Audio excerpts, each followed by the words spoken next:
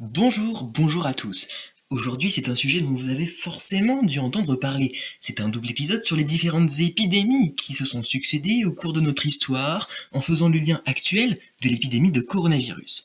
Avant de se pencher là-dessus, nous allons consacrer cet épisode tout spécialement à la pandémie de peste, aussi renommée que tragique, qui a sévi dans toute l'Europe en plein milieu du XIVe siècle. Je vous emmène donc sur les rivages de la mer Noire en Crimée, 700 ans en arrière, juste devant les portes de la grande cité de Kaffa. Ville portuaire, axe principal entre Orient et Occident, Kaffa, c'est aussi un des nombreux comptoirs de la puissante République de Gênes. L'armée mongole assiège la ville, cela fait plusieurs années que le pays fait l'objet de raids de la part des Mongols. Mais quel rapport? Quel est le rapport entre des invasions barbares en Orient et la disparition de plus d'un tiers de la population occidentale par une épidémie? Eh bien, vous allez tout de suite le comprendre.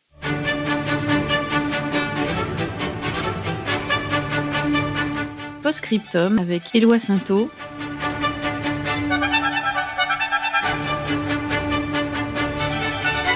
Tous les samedis à partir de 14h.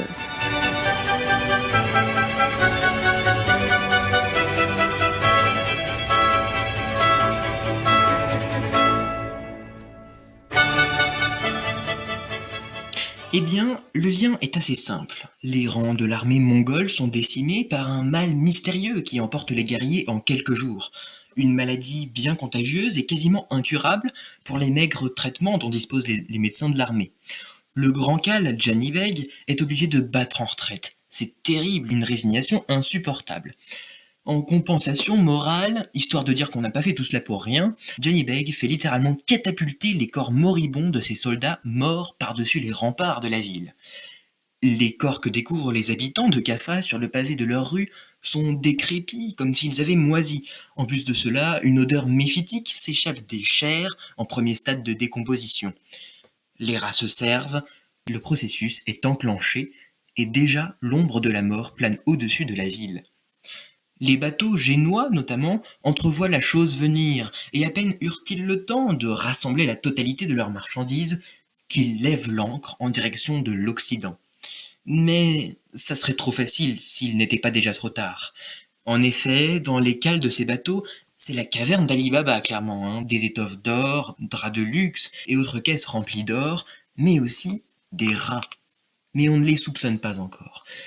Malgré l'empressement dont ils ont fait preuve, les marins sont malades et l'on jette parfois des corps par-dessus bord en cours de route. Et de là, sans aucune précaution, les débarquements se font. À Messine, Marseille, Gênes, Venise, Barcelone ou bien Rome. C'est le début de la plus grande épidémie qu'aura connue notre histoire. On va tenter de renvoyer les bateaux, mais c'est déjà trop tard. Tel un fléau, le mal se répand absolument partout. Alors il faut faire attention, très attention même, de comment l'on nomme ce fléau. Nous avons l'habitude de parler aujourd'hui de la célèbre mort noire ou même de peste noire, mais c'est une habitude complètement anachronique qui nous viendrait du romantisme un peu trop prononcé des auteurs du XIXe siècle. Ces auteurs qui s'adonnent à un délire de chromatisme de maladie mortelle.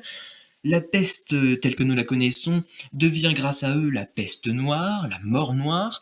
La tuberculose devient la mort blanche et le choléra, la mort bleue. Et donc jamais et au grand jamais, nous avons appelé cette peste du XIVe siècle la mort noire. Quand on voulait en parler, à l'époque, nous l'appelions fréquemment d'ailleurs la maladie des bubons, ou bien la grande mortalité. Et si jamais un auteur de l'époque employait le terme latin nigra, c'est bien un adjectif qui servait à renforcer le caractère horrible, noir et terrible de cette épidémie. Aussi, le mot peste en latin, pestis, est la simple traduction de maladie. Donc, si vous vous hasardez à fouiner dans les archives du côté des manuscrits du XIVe siècle et que vous tombez sur pestis nigra, la traduction correcte sera bel et bien terrible maladie et non peste noire. Quand la peste atteint Paris, c'est bien la catastrophe. On ne sonne même plus le glas tellement les obsèques sont fréquentes, et fréquentes à un point qu'on ne prend même plus le risque d'enterrer les corps. Chaque rue possède donc son propre tas de cadavres à découvert que les familles alimentent et font grossir jours après jours, en attendant que la fosse commune du quartier soit terminée. Et même là, les fosses communes débordent. Courageux et un peu fous sont les prêtres accordant à ces pauvres âmes le dernier sacrement, et les charrons transportant des cadavres à la pelle. Sur la Seine, on voit tous les jours passer ces larges bateaux à fond plat qui jadis servaient à fournir la capitale en pain, et aujourd'hui sert à desservir des cadavres déjà inidentifiables.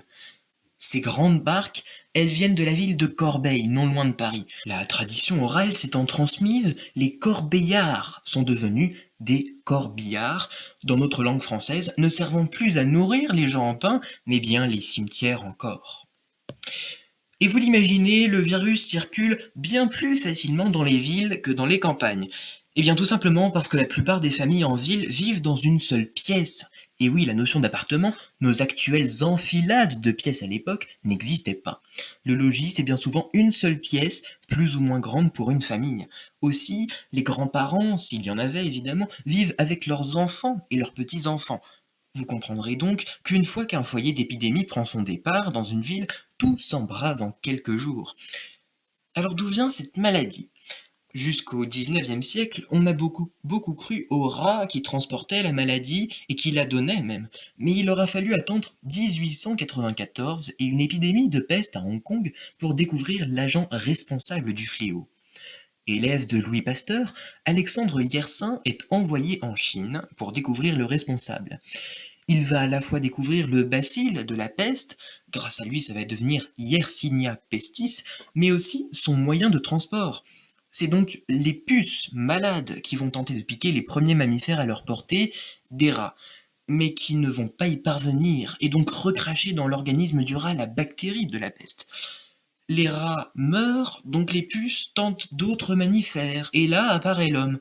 Ce qui est amusant de constater, c'est que les palefreniers ne sont pas du tout atteints de la peste, puisque l'odeur des chevaux est un répulsif naturel très résistant contre les puces. Dès la grande peste du XIVe siècle, on distingue 3 grands types de peste. La peste la plus connue est sa forme bubonique, la plus répandue, mais aussi la moins meurtrière. 30 à 50% des cas peuvent en réchapper. Elle se reconnaît grâce à l'apparition d'un bubon de la taille d'un citron vert au niveau des ganglions atteints. C'est souvent dans l'aine, sous l'aisselle ou dans le cou. La forme pulmonaire est la plus affreuse des formes de la peste. Comme son nom l'indique, elle atteint les voies respiratoires, les poumons, et il suffit de parler avec un infecté pour mourir dans 100% des cas en moins d'une semaine. Enfin, la peste septicémique, moins connue, certes, s'attrape par le contact de petites plaies, et là aussi, la mort est rapide et brutale. Évidemment, à l'époque, on ne se doutait même pas que les rats, ni même les puces, y étaient pour quelque chose.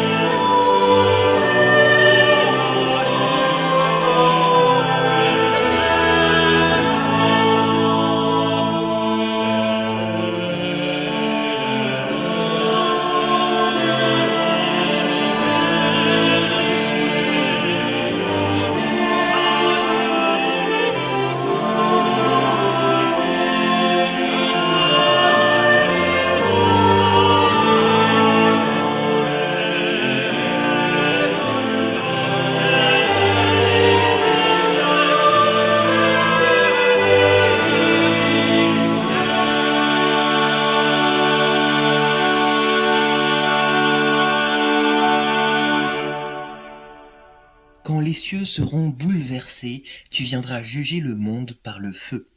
Douce Mémoire et Denis Rezendade viennent d'interpréter un extrait du fameux Requiem des rois de France, créé à l'occasion de l'office funèbre d'Henri IV en 1610, par le maître de la chapelle royale, Eustache du Coron. Vous écoutez l'émission Postscriptum avec Éloi Sainteau. Consultez les historiens, ils gardent le silence. Interrogez les médecins, ils sont glacés de peur. Adressez-vous aux philosophes. Ils vous répondent par un geste négatif. La postérité pourra-t-elle croire à tant de malheurs lorsque nous y croyons à peine, nous qui en avons été témoins ? Heureux nos arrière-petits-fils qui n'auront pas vu ces calamités et qui peut-être regarderont tout cela comme une fable, le récit que nous en ferons. Voilà ce que nous dit Pétrarque, contemporain de cette grande peste.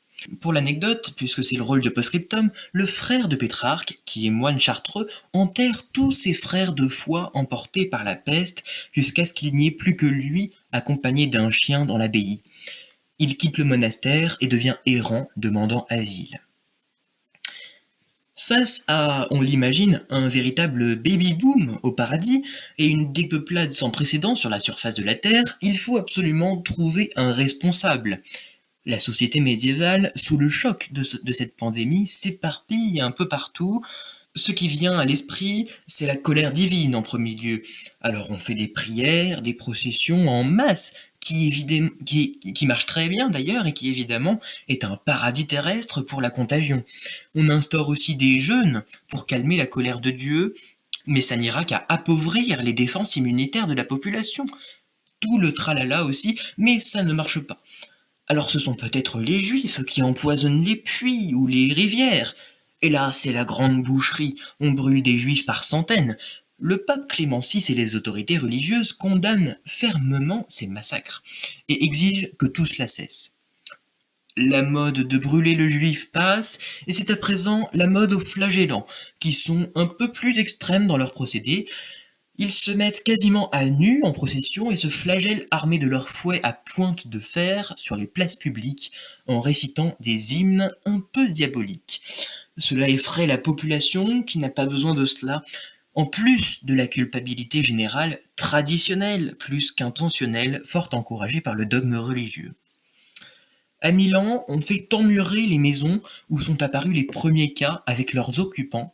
C'est abominable, certes, mais Milan aurait été la seule ville, ou presque, intacte de cette maladie.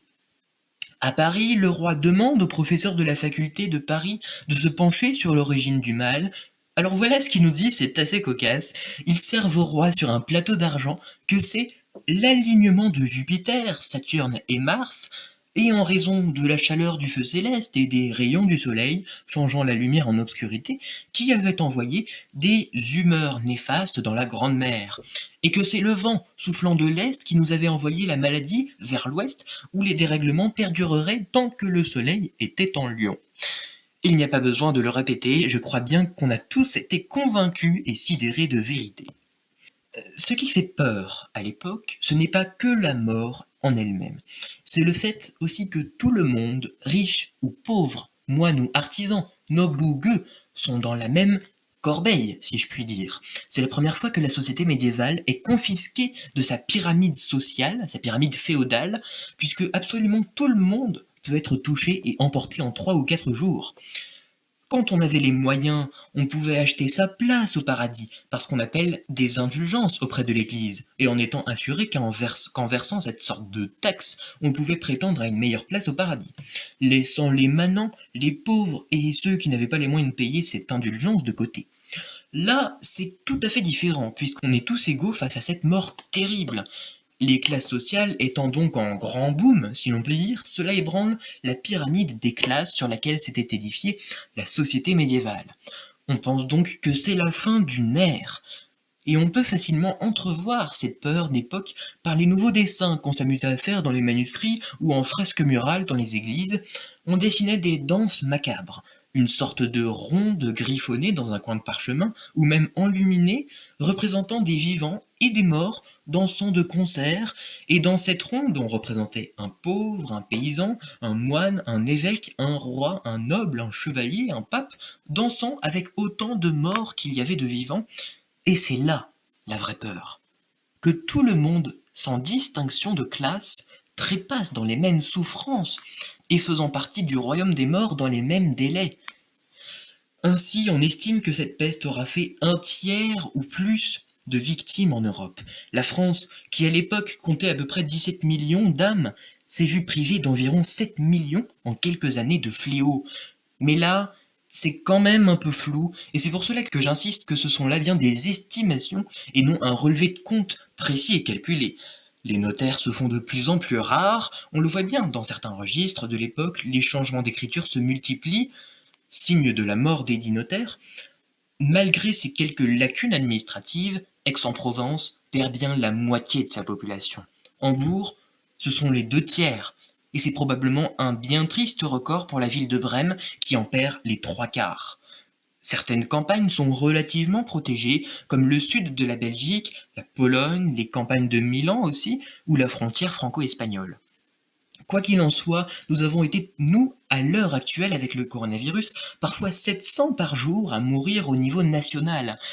Eh bien, c'en est autant dans la France du XIVe siècle, mais au niveau communal. Combien de villages ont été rayés de la carte au sens le plus strict du terme?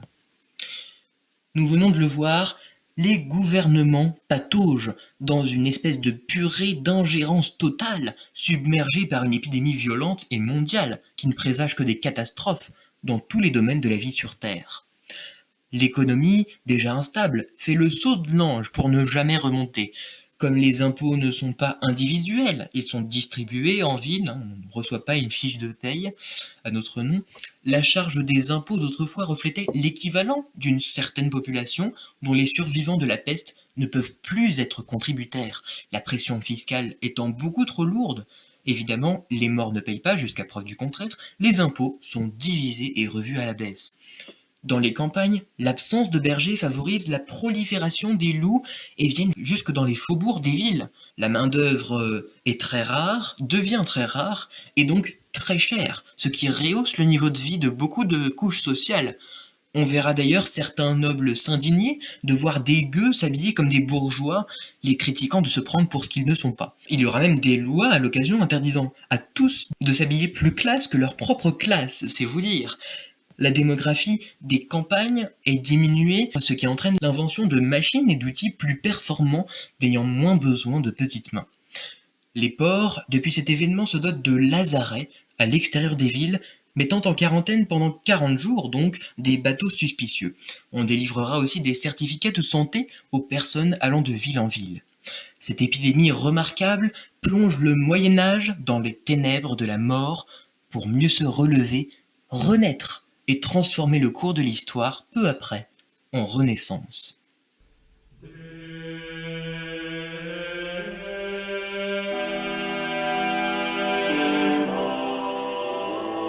C'était Postscriptum avec Éloi Sainteau. La prochaine fois, on quitte le XIVe siècle pour regarder d'un œil plus actuel les différentes épidémies du monde, des sujets qui peut-être nous aideront à comprendre nos épidémies contemporaines. Portez-vous bien d'ici là.